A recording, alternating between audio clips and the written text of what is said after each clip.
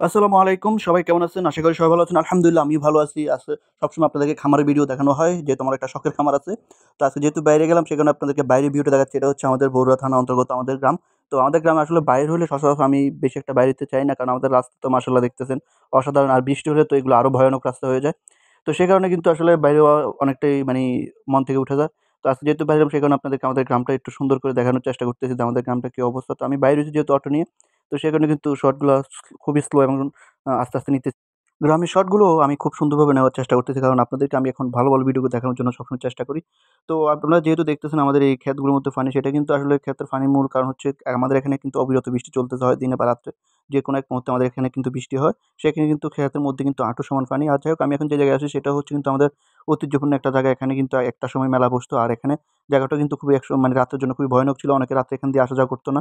তো এখন কিন্তু মানুষ সচরাচর এই সাইড দিয়ে চলাফেরা করে। আর এখন আরেকটা জায়গা আছে সেটা আরো ভয়ানক আমাদের জন্য। কারণ এই দিক দিয়ে আপনি কিন্তু দিনের বেলা যতটুকু নিজেকে স্বাচ্ছন্দ্য বোধ করে চলতে পারেন, রাত্রে কিন্তু আপনি নিজেকে এখানে অতটুকু স্বাচ্ছন্দ্য বোধ করে চলাটা আপনার জন্য মুশকিল হয়ে যাবে। কারণ এখানে জায়গাটা খুবই ভয়ানক হয়ে যায় সন্ধ্যার পরে। তো আমি আস্তে, আস্তে যখন সামনে দিয়ে যাইতেছি তখন আমার চোখে বাজলো সুন্দর একটি বাড়ি। এই যে দেখুন বাড়িটার কথা যে বাড়িটার কথা বলতেছি, এই যে সেই বাড়িটা এটা কিন্তু খুবই সুন্দর করে নকশা করা হয়েছে। পুরোটাই মনে হইতেছে একটা সংসদ ভবনের আদলে এই জায়গাটা নকশা করা হইছে। আমি এতক্ষণ যে বাড়িটার কথা বলতেছি সেটা হচ্ছে এই যে বাড়ি যে সংসদ ভবনের আদলেই কিন্তু দারুণভাবে নকশা করা হয়েছে। জানি না কার মাধ্যমে সে বাড়িটা করছে। আর কত টাকা বা তার খরচ হয়েছে বাড়িটা। এখন আমরা চলে যেতেছি আমাদের সেই কাঙ্ক্ষিত বরুড়া রাস্তা। এটা হচ্ছে বরুড়া রাস্তা। এই যে চাঁদপুর টু বরুড়া এই বরুড়া রাস্তা। কারণ বরুড়া শহরটা কিন্তু উপর থেকে খুবই সুন্দর এবং চমৎকার একটা ভিউ। যারা দেখবে তারা আমি আশা করি তারা মুগ্ধ হয়ে যাবে।